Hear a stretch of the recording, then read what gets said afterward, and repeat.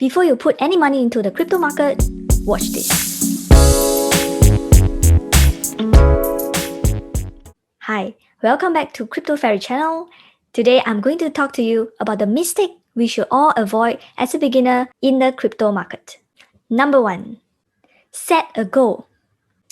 Before you start this journey, set a goal, whether is it a long-term or a short-term goal. When we talk about short-term, we are looking at weeks or months' time. When we talk about long-term, it could be years and years. It's very important to set the goal because the playing rules and the playing ground will be entirely different. You can play by both goals as well. And if that's the case, make sure you decide on a portion of the investment that you are allocating to each of your goals. Mistake number 2, time the market.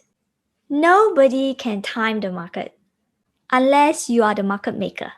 You may hear, buy the dip, buy the dip.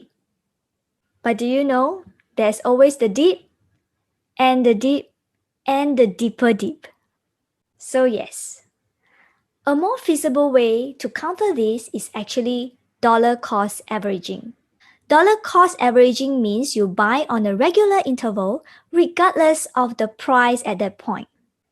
History has proven that dollar cost averaging is a much profitable strategy as compared to timing the market. Number 3, buy high, sell low.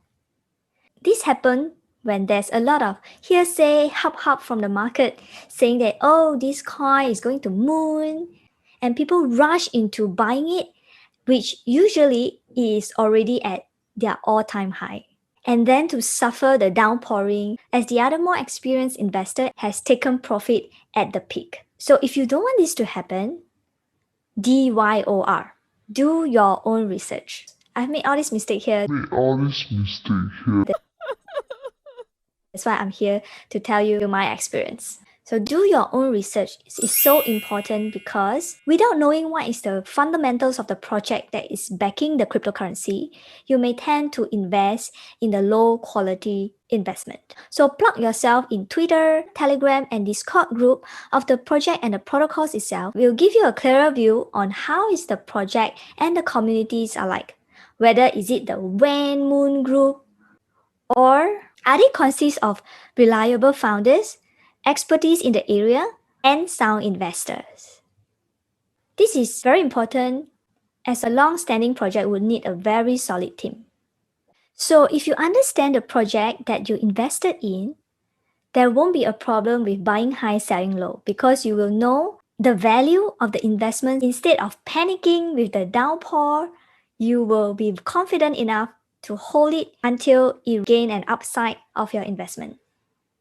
Another mistake that is done by beginners is to buy the cheapest coins and hoping it to go 100x. For this, you must understand what is market cap. Market cap is equal to unit price times supply. Let's take Bitcoin as example. Bitcoin now is at 22,000 with a supply of 21 millions. That makes up to a market cap of 616 billions. So many would say that if I buy Bitcoin now, this is so expensive, I may only be able to put in a fraction of it. It may not have potential to reach 100x anymore. And even if it reaches 100x, there is not much of an upside for me. So they will tend to look at prices that is very cheap, and with a smaller investment, they can buy a lot more units, hoping that it can go 10 or 100 or even 1000x. But you need to understand, when the market cap is already 29 billions, and in order for this coin to go 100x, it will means that it need to reach 2 trillion market cap, whereas Bitcoin is only at 600 plus billion market cap. Do you think the coin can exceed Bitcoin's grandfather of all coins? Yes, probably. But what are the chances? So that is where we need to do our research and understand the fundamentals of the project behind it. The fifth mistake, buy more than you can lose. I think for people who are financially sound, they will understand this. Always keep your emergency funds for at least 6 months to 1 year. And invest only with the money you can lose. Because you will not know how long will you be in the market. You cannot predict when you can exit. Mistake number 6. No diversification.